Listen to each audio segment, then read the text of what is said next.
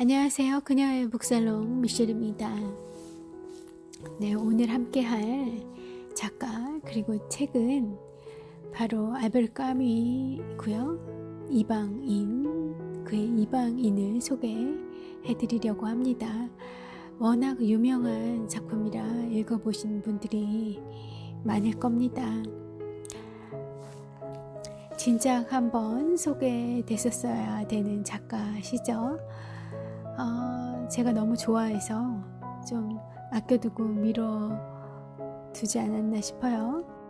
네, 오늘 이방인을 함께 할 텐데 아마 읽어보신 지 좀 되셨을 거잖아요. 그렇더라도 오늘 또 이 미셸과 함께 하시는 이 시간은 좀 색다르게 이방인을 다시 보게 되는 시간이 되시지 않을까 싶어요. 사실 저와 함께 해서라기보다는 제가 읽어드리려는 이 책의 작가님, 그 분이 이 이방인이라는 책을 어떻게 읽었나 하는 내용을 접하시게 되면 아마 작품이 새롭게 보이시지 않을까, 새롭게 이 이방인과 만나게 되시는 그런 경험을 하게 되시지 않을까 싶어요. 오늘은 책은 도끼다라는 책의 그 박웅현, 광고 하시는 분이죠. 광고 만드시는 분. 그 분이 감상하신 대로 한번 따라가 보려고 해요. 광고 만드시는 분이시고 그분의 여러 책들 보시면 아시겠지만 굉장히 인문학적인 토양이 두터우신 분이거든요. 그분이 이방인을 어떻게 읽으셨나, 이렇게 저 이제 오래전에 책을 읽어가지고 다시 한번 봤어요.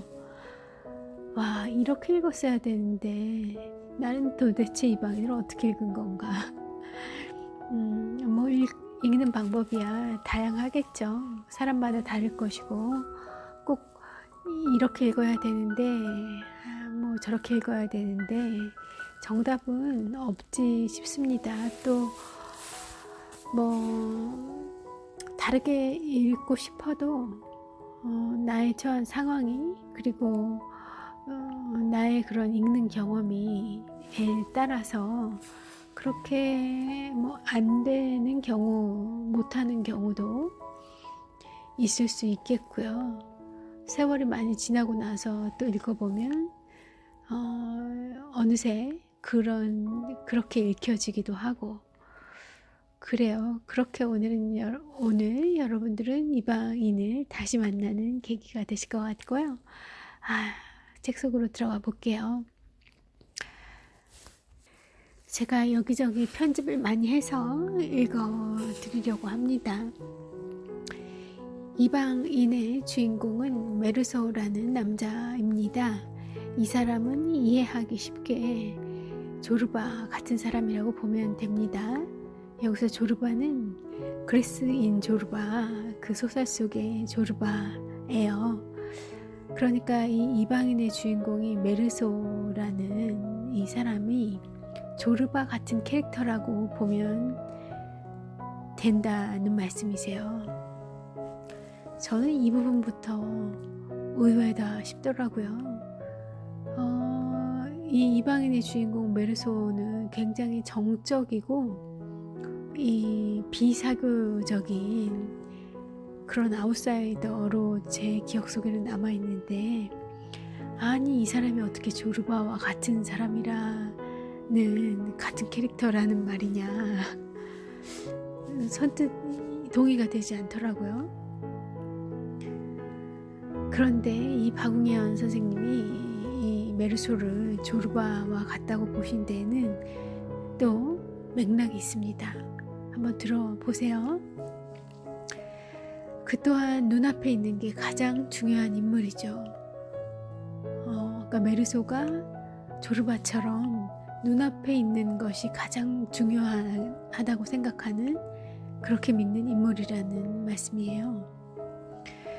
그래서 메르소를 거짓말하지 않는 사람이라고 합니다.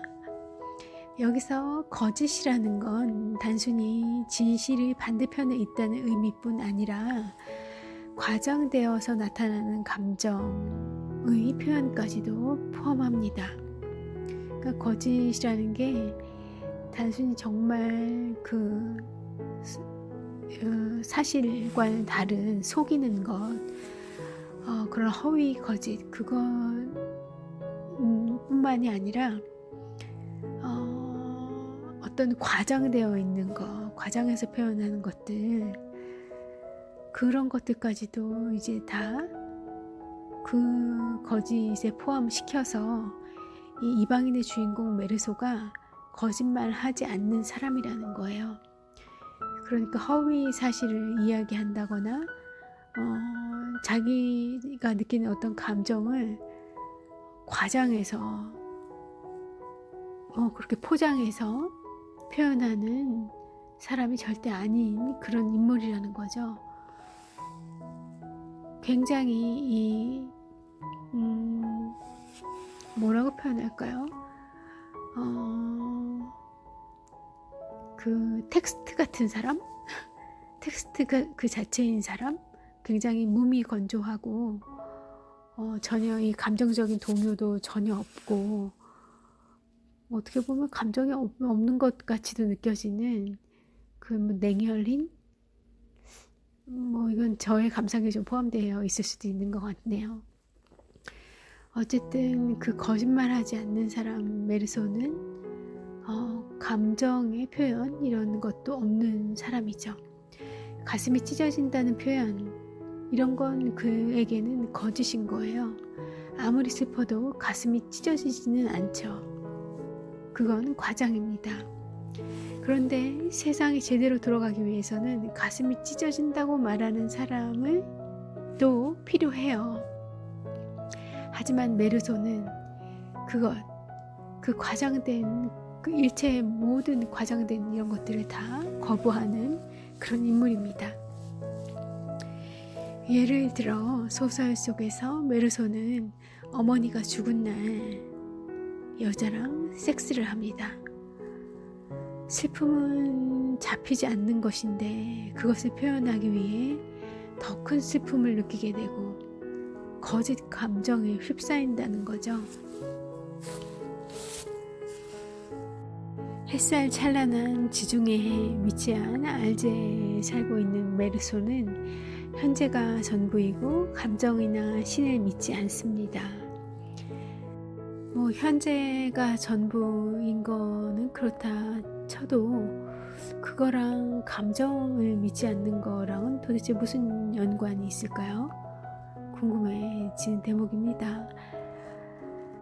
감정, 신, 슬픔, 도덕, 종교, 가식, 미래, 신념 이런 추상적인 것들은 메르소에겐 하나도 중요치 않습니다.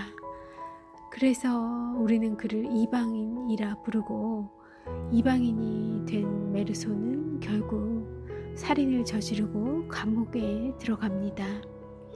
그 안에서도 그는 담배, 해수욕, 여자처럼 손으로 만질 수 있는 것들을 그리워합니다.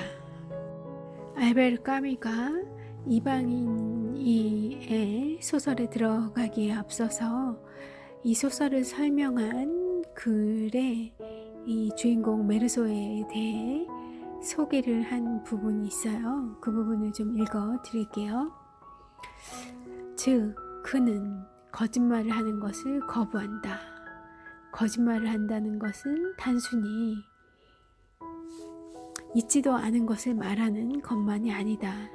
그것은 특히 실제로 있는 것 이상을 말하는 것, 인간의 마음에 대한 것일 때는 자신이 느끼는 것 이상을 말하는 것을 뜻한다. 그런데 이건 즉 과장해서 이야기하는 것이겠죠. 이건 삶을 좀 간단하게 하기 위해서 우리들 누구나가 매일같이 하는 일이다.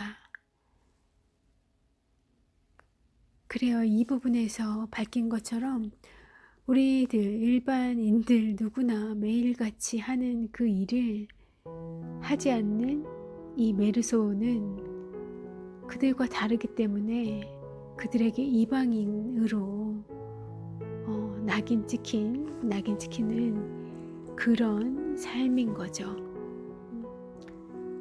그런 이방인을 다루고 있는 소설입니다. 거짓말을 거부한다는 건 이런 얘기죠. 거짓말은 있지도 않은 것을 말하는 것이 아니라 있는 것 이상을 말하는 것, 느끼는 것 이상을 말하는 것이 거짓이라는 겁니다. 그런데 이건 우리가 늘 하는 일이죠. 왜냐하면 삶을 편안하게 하기 위해서요. 그런데 메르소는, 우리의 주인공 메르소는 그걸 거부하는 사람, 그래서 이방인입니다. 왜 제목이 이방인인지, 왜 주인공 이 메르소가 이방인인지 이해하셨을 것 같아요. 이제 이 소설 속에 메르소를 직접 읽어 드려야 하는데, 그 전에 이 박웅현 선생님이 당부하시는 게 있어요. 이 부분을 읽을 때 우리가 지중해를 떠올려야 한다고 하세요. 그 지중해의 그 찍어내리는 듯 꽉 들어찬 햇빛을 상상해야 하라고 하시는 거예요. 제가 이 오늘 낭독 시작하면서 아마 색다른 경험이 되실 거라고 했잖아요. 그게 이제 나오는 그런 부분입니다. 저는 이 이방인을 읽을 때 두어 번 읽은 것 같은데 지중해의 바다를 전혀 염두하지 않았죠. 사실 지중해가 바다의 하나다, 대양의 하나다. 이탈리아, 그리스 그 사이에 있는 바다다, 그 부근에 있는 바다다라는 정도 알고 있었고, 해양성 온난화 이런 그런 따뜻한 기후 이런 것 정도는 상상할 수 있었지만 그리 깊이 생각하지 않고 바로 이 소설 내용 속으로 곧장 들어갔었던 것 같아요. 그런데 이 박웅현 선생님은 읽는 방법이 남다르시더라고요. 작가를 이해하고 작가의 배경을 이해하고 그 소설의 배경을 먼저 파악하신 거죠. 그 문맥 안으로, 그 환경 안으로 들어가서 그 작품과 만나시는 방법을 가르쳐주고 계신 것 같아요. 그래서 좀 그 지중해에 대한 내용을 저희가 좀 더 알아보고 이 메르소를 만나야 될 것 같아서 지중해 관련돼서 또 이 박우현 선생님이 써놓은 부분들을 좀 읽고 오겠습니다. 자, 스페인, 이탈리아, 터키, 그리고 그리스, 리비아, 알제리, 아프리카 북쪽, 그리고 유럽의 남쪽, 바로 이 지역들이 지중해입니다. 이 지중해에 사는 사람들, 그들은 어떤 사람들일까요? 사람들의 사고를 형성하는 데 날씨는 아주 큰 역할을 합니다. 우중충한 날이 많은 스코틀랜드는 주로 집 안에 있다 보니 아마 생각이 많아져서 사상가들이 많은 것 같아요. 스코틀랜드 출신으로 버지니아 울프가 있죠. 그녀는 아마 영국 북쪽의 스산한 날씨 영향을 받았을 테고, 또 반대로 남프랑스를 배경으로 하는 그런 좋은 그림들이 많이 있는데, 그 이유는 좋은 햇빛을 모르는 척 그냥 지나치지 못하고 이제를 들고 나오는 사람들이 남프랑스에 많았었기 때문이 아니었을까 생각합니다. 남프랑스는 바깥이 너무 찬란하다 보니 밖으로 나오지 않을 수가 없을 거예요. 나오고 싶은 마음을 억제할 수가 없을 거예요. 그리고 이 이방인의 무대가 되는 지중해, 이 지중해는 햇살을 빼고는 얘기가 되지 않을 정도입니다. 햇살이 8할, 아니 전부라고 해도 좋죠. 습도도 높지 않고 찬란한 햇살 속에서 모두들 행복한 그런 곳입니다. 저널리스트인 로버트 카플란의 책 지중해 오디세이에도 비슷한 이야기가 나오는데요. 어떤 이야기냐면 들어보세요. 그리스는 잔혹할 만큼 적나라한 빛을 과시하는 나라인데 지금은 고인이 된 옥스퍼드의 고전학자 모리스 바우라가 지적한 대로 그런 빛은 화가보다 조각가에게 더 많은 영감을 준다. 사물의 색채는 그 생생한 윤곽만큼 명백하지 않다. 그리스의 햇살은 조각을 발전시키는 그런 정도의 햇살이라는 거예요. 매일 아주 정확하게 떨어지는 그 햇살에 모든 그림자에 각이 서고 사물의 입체감이 살아나기 때문에 아주 필연적으로 조각이 발전할 수밖에 없는 그런 빛이라는 거죠. 지중해의 빛이 그런 정도라고 합니다. 이제 지중해가 좀 상상이 되시나요? 좀 눈앞에 그려지시나요? 그런 상태에서 다시 우리 메르소를 만나러 가죠. 자, 이방인의 한 부분 읽어 드리겠습니다. 아름다운 하루가 시작되려는 참이었다. 나는 오랫동안 야외에 나와본 일이 없었다. 그래서 어머니 일만 없었다면 산책하기에 얼마나 즐거울까 하는 생각이 들었다. 자, 어머니가 돌아가셨다는 사실이 있어요. 메르소의 어머니가 돌아가신 거죠. 그리고 슬픈 것도 사실입니다. 어머님의 그 운명 앞에 마음이 슬픈 것도 사실이에요. 그런데 그렇다고 해서 너무 슬퍼서 지중해의 찬란한 햇살 따위가 눈에 들어오지 않아 하는 그런 정도는 아닌 거였어요. 어머니가 돌아가셨어도 햇살은 여전히 좋은 거죠. 좋았던 거죠. 보통 사람들의 관점에서 이 메르소는 이방인이었고 또 페루나였어요. 어머니가 돌아가신 날 조문을 받고 장례식 준비를 하는 것이 아니라 여성과 섹스를 하는 그런 메르소는 그 당시 프랑스 배경 하에서도 페루나예요. 그리고 이해할 수 없는 이방인이고요. 보통 사람들의 관점에서 메르소는 페루나겠지만 그는 햇살과 산책, 별것도 아닌 이 햇살과 산책과 같은 이 현재가 좋을 뿐입니다. 한편으로 생각하면 이 별것도 아닌 햇살, 산책, 그냥 적당한 온도의 물과 같은 그런 좋아해도 되는 문제 없는 그런 거잖아요. 그냥 그런 늘 나와 함께 가까이 있는 그냥 그런 거를 평소와 다름없이 즐기고 싶었을 뿐인 거예요. 솔직한 사람인 거죠. 어머니의 죽음에 대한 슬픔을 과장하고 싶지 않은 것입니다. 왜냐하면 우리의 주인공 메르소는 거짓말하지 않는 사람이니까요. 과장하지 않는 사람이니까요. 자, 이방인에는 지중해의 빛, 햇빛이 계속 등장합니다.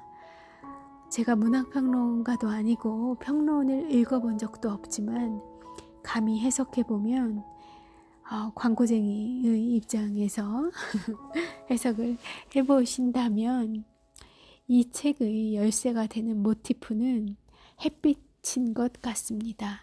햇빛이 현재의 상징이에요. 그래서 온갖 햇빛이 등장해서 지중해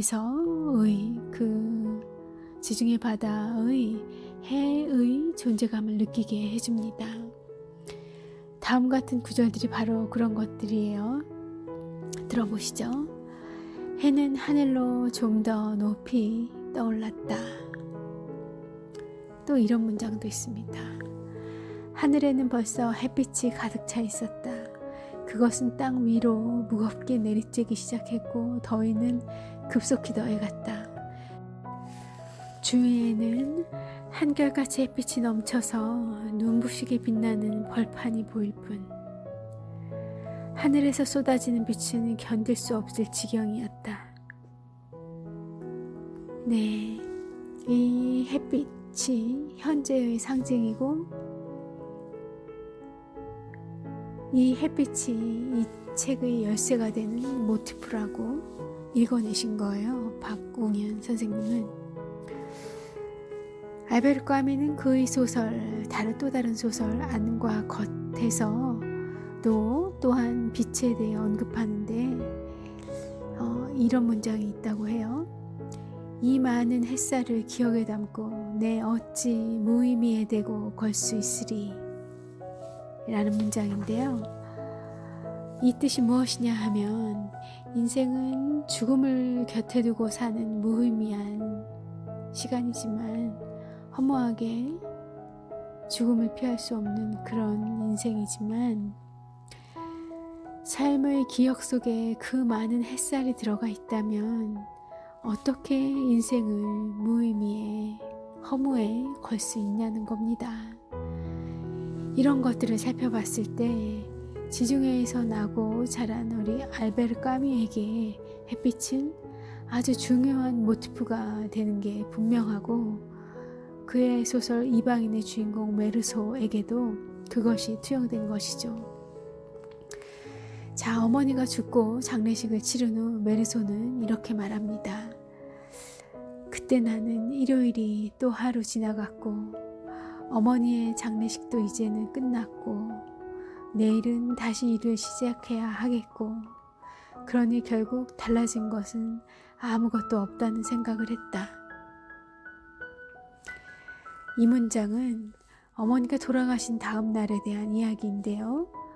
말이 되지 않는 거죠. 어머니가 돌아가셨는데 아무것도 변한 게 없다니. 호루자식 우리말로 표현하면 그렇지 않나요? 이게 말이 되냐 이겁니다. 그런데 생각해보면 맞아요. 변한 게 없어요. 해야 할 일은 남아있고 내일 출근해야 하고 달라진 게 없죠. 그냥 자기의 감정을 과장한 것 같은 손에 잡히지 않는 변화뿐이에요. 모든 것이 똑같아요. 어머니가 이 세상에 존재하지 않는다는 것을 제외하고 똑같아요. 자, 이게 솔직하다는 겁니다. 말 그대로 메르소는 이방인이었던 거죠. 다른 사람들과 달랐던 겁니다. 그리고 메르소는 가엾다는 말조차 모르는 사람입니다. 이런 문장이 나와요. 셀레스트는 늘 가엾다고 말하지만 사실인즉 아무도 알 수가 없는 일이다. 가엾다는 건 진짜 모호한 말이에요. 가엾다는 감정을 측정할 수 있나요? 2.7로 가여운지 3.85로 가여운지 몰라요. 가엾다고 했지만 사실인즉 아무도 알 수 없어요. 이것과 연관되는 또 다른 한 문장이 있습니다. 애인이 메르소에게 자신을 사랑하냐고 물어봐요. 소설 속에서요. 그때 주인공 메르소는 이렇게 이야기하죠. 그런 것은 아무 의미도 없는 말이지만 사랑하고 있는 것 같지는 않다고 나는 대답했다. 마리는 슬픈 표정을 지었다. 자, 메르소라는 사람은 사랑 앞에서도 거짓말을 하지 않습니다. 나쁜 남자예요.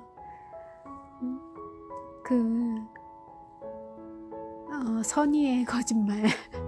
그래서 뭐 거짓말까지가 아니어도 뭐 선의의 거짓말이든 선의의 과장이든 그 정도 해줘도 되는데 말이죠. 그리고 소설 속의 지중해적인 삶과 현대적인 삶을 비교하게 하는 메르소의 정반대에 있는 인물이 한 명 나오는데요. 자, 보십시오. 메르소가 지중해성 사고방식으로 식당에 앉아서 천천히 밥을 먹고 있는데 로봇 같은 사람 한 명이 식당에 들어온 장면입니다. 그 사람은 문자를 확인할 틈도 없는 주중에 박웅현 같은 사람이에요. 이 박웅현 선생님이 평소에 그렇게 많이 바쁘신 일상을 보내시는 것 같아요. 워낙 뭐 유명하신 분이고 그 광고 회사에서 바쁘게 나날들을 보내셔서 그러실 법도 한데요. 그 메르소가 식당에서 마주친 이름 모를 여기자입니다. 성별은 달랐군요. 직업도 정확성이 있어야 하는 하필 기자인 거죠. 정확성이 있어야 되는. 그런데 이 여기자를 묘사하면서 까미가 쓴 형용사와 부사의 선택이 아주 치밀합니다. 이 사람은 평상시에 저처럼, 그러니까 이 박웅영 선생님처럼 사는 사람이에요. 10시 회의, 11시 회의, 10분 회의 뭐라고, 이번 프로젝트는 언제 끝내야 하고, 이런 것들을 달고 사는, 즉 메르소와는 아주 정반대로 사는 사람인 거죠. 이 소설 속에서 이 여기자를 묘사한 단어들을 살펴보면 이렇습니다. 열심히, 즉시, 명확, 빠른, 네모진, 미리, 합산, 서둘러서, 프로그램, 정성스럽게, 세밀하게, 계속, 열심히, 변함없이, 꼭두각시, 엄청난 속도, 정확한 걸음, 제 갈 길. 와우, 숨차다. 이 단어들만 읽어도 갑갑해지네요. 예. 저도 그런 편에 가까운 일상을 보내고 있습니다만, 무심한 문장 같은데 적확한 단어를 써서 그 반대에 있는 기계적인 사람, 그러니까 이 메르소와 정반대에 있는 기계적인 사람에 대한 묘사가 다 들어가 있습니다.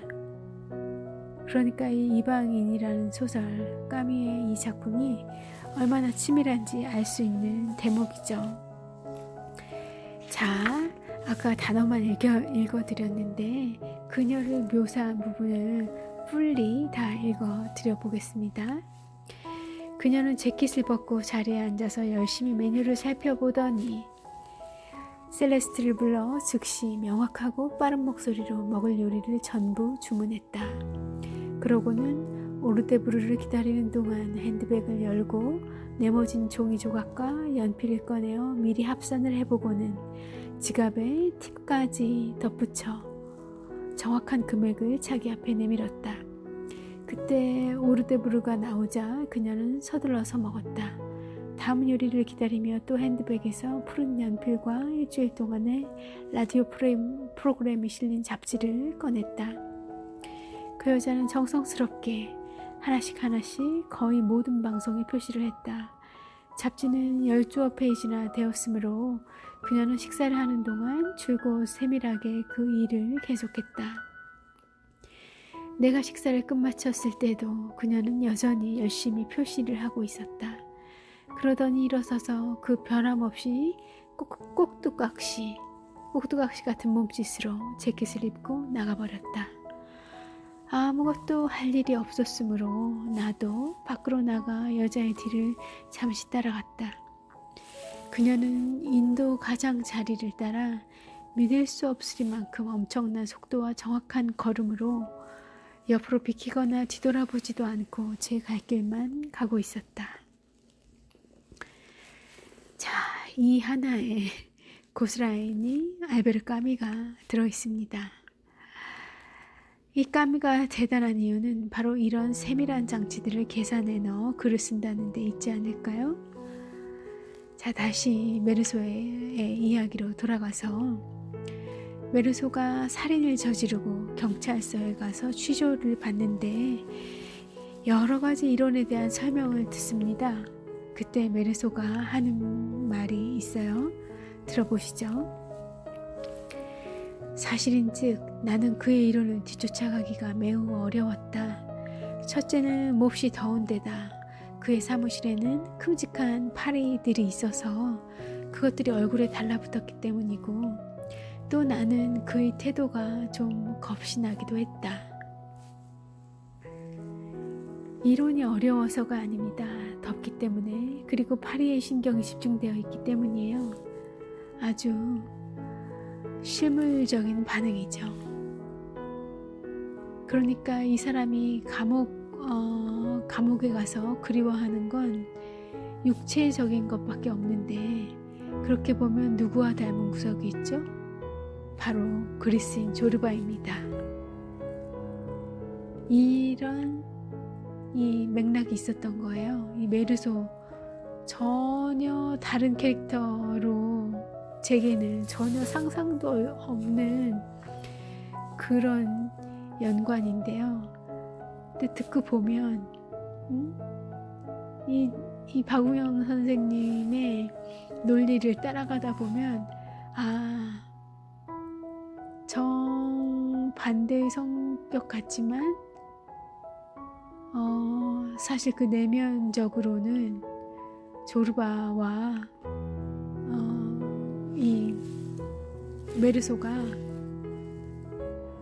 굉장히 같은 성향의 사람이 그 공통 분모가 많이 있구나 하고 고개를 끄덕이는 거죠. 뭐 100% 동의할 수는 없습니다만 이 박웅현 선생님의 의견은 이해는 간다, 뭐 이런 거죠. 조르바도 머릿속의 이론보다는 만져지는 것들에 대해서만 이야기를 했잖아요. 그리스인 조르바를 보면. 어쨌든 결국 메르소는 철창 안에 갇히고 감옥의 철창 안에 갇히고 그는 철창에 달라붙어 빛을 향해 얼굴을 내밀며 햇살을 그리워합니다. 그 빛이 바로 실존이 아닐까요? 실제를 상징하는 것이 바로 빛이 아닐까요? 메르소는 전부 만져지고 느껴지는 것들을 그리워합니다. 책 속의 문장 읽어드릴게요. 처음 형무소에 수감되어서 나에게 가장 괴로웠던 일은 내가 자유로운 사람의 생각을 하는 것이었다.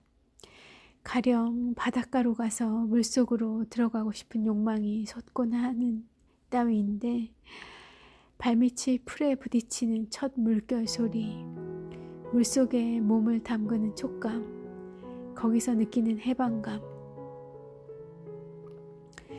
그리고 재판소를 나와서 차를 타고 가면서 감옥까지 가는 길에도 순간을 놓치지 않습니다. 우리 메르소가 순간을 느껴요. 이렇게 묘사되어 있습니다. 재판소로부터 나와 차를 타러 가면서 나는 매우 짧은 한순간 여름 저녁의 냄새와 빛을 느꼈다. 저는 이렇게 책을 읽어드리고 있지만, 박웅현 선생님의 글을 읽어드리고 있지만, 지금 제 머리를 스쳐가는 생각은, 그래요, 이 표현하는 부분들이 현재와 실존, 자연, 이 온전히 순간을 느끼는 것, 이런 면들에서 그리스인 조르바를 쓴 카잔차키스, 니코스 카잔차키스와 이 알베르 까미의 공통점이 있는 건 인정하겠다. 그렇지만 그래도 조르바와 메르소의 공통 분모가 있다는 것. 메르소가 조르바라는 시계의 연결에는 전 동의하고 싶지가 않아요. 동의가 되지가 않아요. 어떻게 메르소를 조르바와 같다고 할 수가 있나요? 닮은 구석이 있다고 저는 생각하고 싶지 않아요.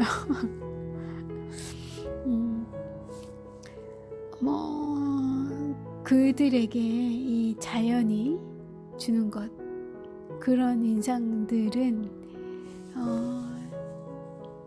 닮아 있을 수 있지만 그건 그냥 닮았다기보다 이 사람도 그렇고 저 사람도 그런 거, 조르바도 그렇고 메르소도 그런 거지.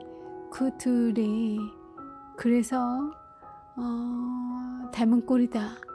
이건 너무 성급한 일반화의 오류이고 그렇게 생각하시지 않으시나요, 여러분은?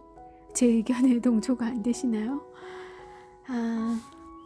그렇지만 저는 그 전에 제가 읽었던 방식의 이방인과는 이렇게 이 까미의 고향 알제리 그리고 그 지중해 이런 것들을 인식을 하고 이 소설을 읽으니까 비로소 메르소에 대해서 정확한 풍부한 이해가 가능해지는구나 하는 생각을 하게 되었습니다. 정말 제가 한 거의 50% 정도밖에 이 책을 소화하지 못했었던 게 아닌가 하는 생각이 들더라고요. 그러나 그 50%만 소화했어도 충분히 엄청난 작품이었던 것으로 남아있죠. 예. 그런 책이었죠. 그러니 제가 100%를 다 이해했었더라고 하면 아이고 저에게도 살인의 충동이 일지는 않았을런지. 자, 시간이 자꾸 가니까 또 마저 읽어드려야죠. 메르소는 그를 교화시키려 했던 목사의 말대로 아무 희망도 안 가진 채 죽으면 완전히 없어져 버린다는 생각을 가지고 사는 사람인 거예요. 그런데 사람이 사실은 이러기가 참 어렵습니다.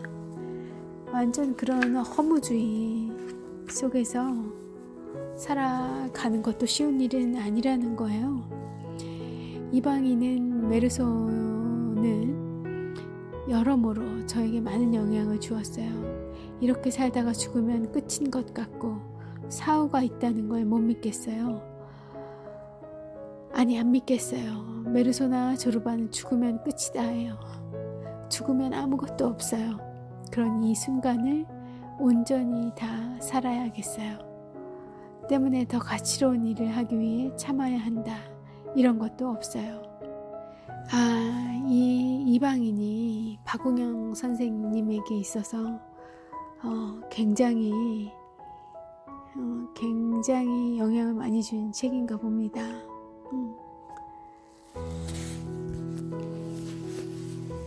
이런 비슷한 이야기를 장 그르니에가 이방인의 서평에서 하죠. 어떻게 쓰셨냐면요. 도대체 악령을 쓰든 크림을 탄 커피를 마시든 모든 것은 마찬가지 값이다.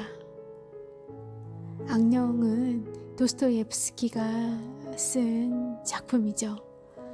그러니까 그런 대단한 명작을 쓰든 크림을 탄 커피를 마시던 다 마찬가지라는 거예요. 어차피 죽을 거. 또 장 그르니의 작품 섬에도 이런 비슷한 내용이 나오는데요. 죽고 나면 다 똑같아진다는 이 이야기 끝에 누구의 개나 그의 마누라나 가치로 따지면 매한가지라는 얘기가 나와요. 그러니까 살아있는 현재 이 바로 이 순간에 여기에서 온전히 잘 살자 라는 말씀이시겠죠?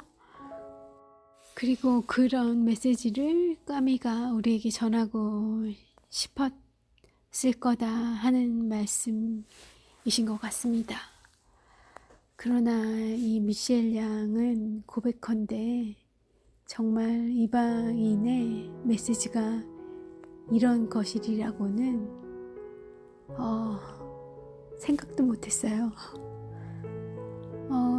충격적이었죠. 뭔가 정말 이방인이구나, 이 메르소라는 아이가. 그렇지만 얘가 그래서 나쁘다는 건가? 좋다는 건가? 저렇게 하면 감옥에 간다는 건가? 충격적이었지만 어떤 메시지를, 어떤 생각을 해보라는 건가, 좀 어려서 읽었어서 그런지 이렇게 읽어내지 못했어요. Seize the moment. 이 죽음을 의식하고 현재를 살라, 이런 메시지가 있는 책이라는 것을 이 박웅영 선생님을 통해서 알게 된 거예요. 이 박웅영 선생님의 책은 도끼다라는 책을 한 7, 8년 전에 읽게 되었던 것 같은데, 그때서야 비로소 이 이방인을 다시 보게 되었던 거죠. 그래서 어떻게 읽느냐, 읽어내느냐 하는 그 읽는 근육, 읽기의 경험, 그리고 제대로 읽어내기 위한 나의 그런 접근, 그리고 나의 배경 지식, 이런 것들이 되게 중요하구나. 요새 같으면 지식은 이제 네이버에 찾아봐도 되고 구글신에게 물어봐도 되니까 찾아가면서 볼 수도 있는 거고, 어쨌든 그렇게 읽는다고 다 읽는 게 아니었구나 하는 생각을 하게 되어요. 그리고 이런 고전이라는 것은, 불후의 명작들은 이렇게 내 전 인생을 거쳐서 중간중간에 이렇게 한 번씩 또 한 번씩 또 한 번씩 이렇게 다시 읽어보면 그때마다 또 새롭게 깨달아지는 것들이 있는, 그게 바로 이 명작이 아닐까 하는 것도 생각해 보게 됩니다. 사르트르가 이 알베르 까미의 이방인에 대해서 평을 이렇게 했어요. 스스로의 풍모에 의해서 값진 것임을 드러내 보일 뿐 구태여 무엇을 증명하려고 애쓰지 않는 작품. 너무 이 작품하고 딱 맞는 평을 하신 것 같아요. 이방인은 형식에 집중하는 발자크적인 글쓰기와는 전혀 다른 소설입니다. 주인공의 모습을 묘사하기 위해서 극화시키는 아무런 장치가 없어요. 그 메르소, 거짓말하지 않는 아이처럼 묘사도, 문장도 그렇게 건조하고 있는 그대로의 묘사뿐입니다. 메르소를 영웅 혹은 악인으로 그리려는 노력도 없어요. 있어야 할 자리에 문장들이 툭툭 들어가 있어요. 그러니까 무엇을 증명하려고 애쓰지 않는 문장이라는 것이죠. 눈치채셨겠지만 이방인의 문장들은 독립적입니다. 그래서 이렇게 제가 읽은 것처럼 장편 소설 읽듯이 스토리를 이해하며 쭉 읽어가지 마시고 문장 하나하나에 끊어서도 읽어보시길 권합니다. 한 문장 한 문장이 다 살아있음을 아실 수 있을 겁니다. 이것에 대해 사르트르가 분석을 합니다. 그가 제시한 이방인에 대한 논점의 핵심은 이방인은 현재를 산다는 점이죠. 과거나 미래가 아니라 바로 지금 여기 현재, 그리고 그 현재를 파편적으로 살아요. 마리와 섹스를 하고 엄마 장례식에 가야 하니까 가고, 해수욕을 하고 싶어 바다에 들어가고, 이것을 설명하기 위해 까미가 한 것이 문장을 다 낱낱이 독립시켜 놓은 겁니다. 보통 우리가 쓰는 글들은 앞에 구절을 받아서 이어가요, 보통은. 그런데 이방인의 문장들은 그런 게 없어요. 과거로부터 현재를 빌려오지 않고 미래를 담보하지 않아요. 실존적인 삶의 태도와 맞물리죠. 실존적인 삶의 태도란 언급되었다시피 이런 거네요. 과거로부터 현재를 빌려오지 않고 미래를 비치지 않는 것.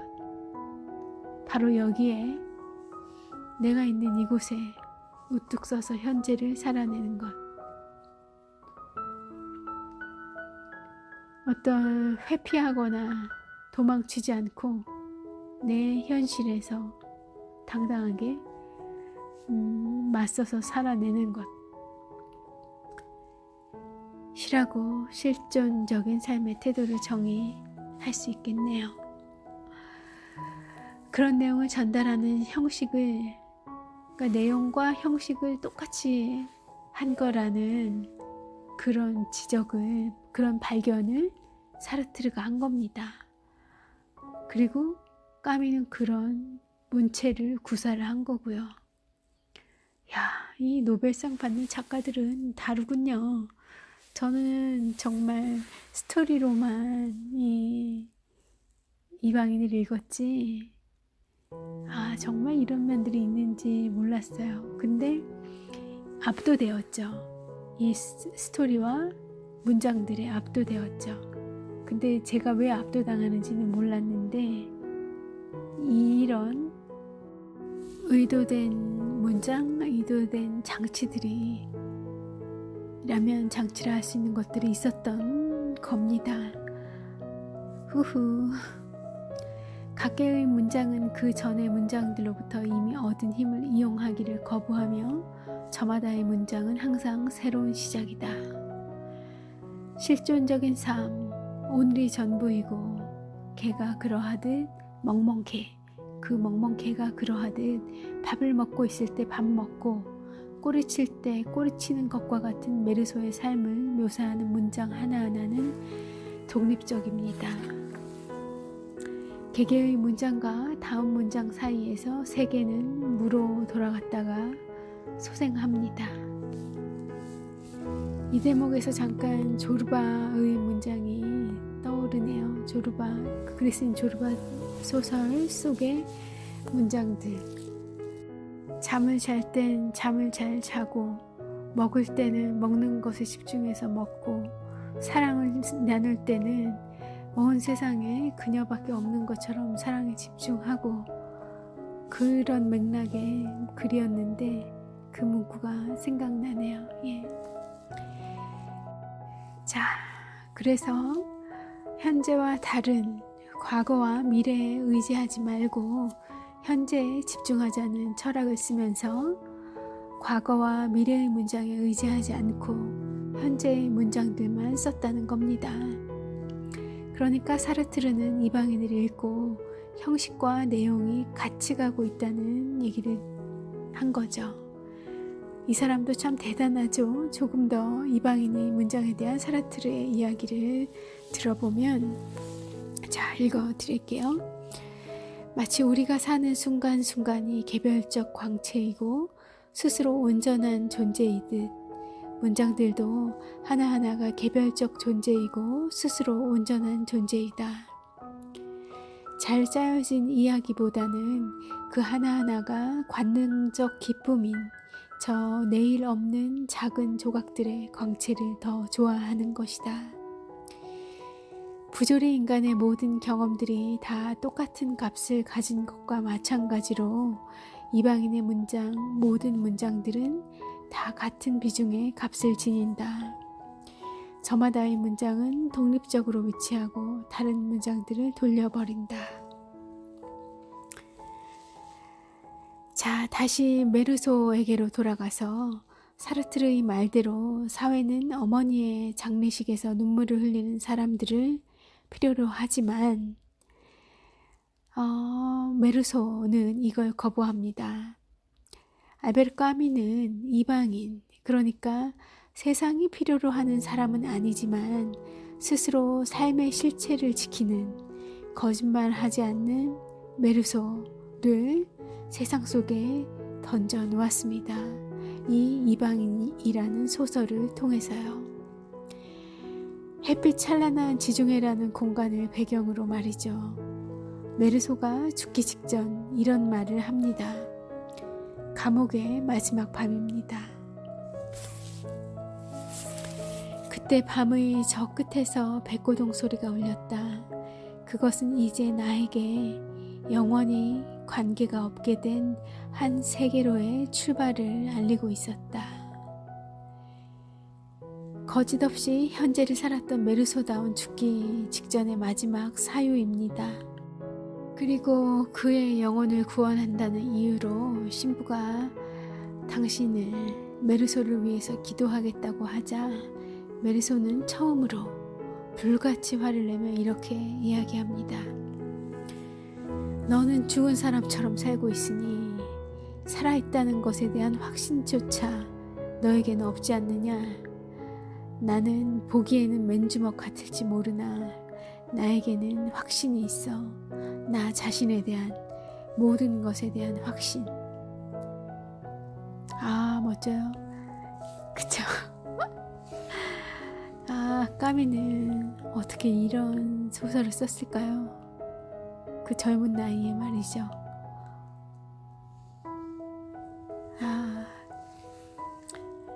저는 이 문장 속에 궁극적으로 까미가 하고 싶었던 이야기가 담겨 있다고 생각합니다. 메르소의 말 속에 죽은 사람처럼 살지 말고 현재를 살라는, 찬란히 부서지는 지중해 햇살을 맞이하듯 그렇게 순간을 소중하게 살라는 외침이 고스란히 전해집니다. 그리고 과연 지중해이고 까미다 싶습니다. 그리고 저는 박웅현 선생님의 그 현재를 살라 하는 외침 외에 사실 이런 것들이 더 와 닿았던 것 같아요. 너의 삶을 살아라. 너의 주인공으로 살아라. 그 길이 비록 좀 아웃사이더와 같을지라도 너의 인생을 살아라. 저는 그렇게 받아들인 면이 컸어요. 사실 현재를 살라 라는 메시지는 이 박웅현 선생님의 책은 돕기다를 통해서 알게 된 것이고, 제가 읽고 깨달았었던 것은 거짓으로 긴 인생을 채우며 사는 것보다는 너답게 너의 생각과 너의 욕망에 따라서 너의 인생을 살고, 남들에게 인정받는 것이 너무, 혹은 남들의 평가, 남들의 평판 이런 것들에 너무 연연하지 말고 본질에 집중해서 인생을 살아가라. 그렇게 저에게는 와 닿았었던, 그렇게 만났던 이방인이었고요. 또 그 이방인이 사르트르와 우리 박웅현 선생님께는 어떻게 만나졌었는지 하는 것을 오늘 읽어 드렸습니다. 여러분은 이 방을 어떻게 읽으셨을까 궁금해요. 세상엔 참 책들이 많고 그 중에서 읽고 또 읽어도 울림이 있는 책이 있고 정말 읽을 가치가 하나 없는 영도 없는 그런 책들도 많이 있고, 그리고 또 그 좋은 책과 만나는데 나는 얼마나 준비가 되어 있나, 얼만큼 훈련이 되어 있나, 그리고 저마다 어떻게 한 작품을 이해하는 방식과 그 이해하는 깊이와 그리고 그 서로가 주목하는 얻어가는 메시지들이 이렇게 다를 수 있나, 그런 것들이 그런 점들이 책을 같이 읽는 그런 즐거움이 아닐까 싶어요. 나만의 생각에 빠지지 않고 이 여러 다른 사람들은 어떻게 읽었나, 이런 독서의 이 깨우침의 경험들을 공유하는 것이 세상에 대한 이해, 타인에 대한 이해, 우리가 이렇게 함께하는 사회나 관계에 대한 이해를 하는데 큰 도움이 되지 않나 하는 생각이 들고요. 그래서 우리들이 독서를 하고 그런 독서를 통해서 이렇게 성장하는 삶이 보다 풍요롭고, 고통과 고난, 자기와의 이 싸움, 뭐 이런 것들을 해나갈 수 있도록 해주는 그런 힘들을 키워주는 게 아닌가 하는 생각을 하면서 오늘 긴 녹음을 마치고 미셸은 물러가 보겠습니다. 좋은 밤, 편안한 밤 되시길 바라겠습니다. 미셸이었습니다.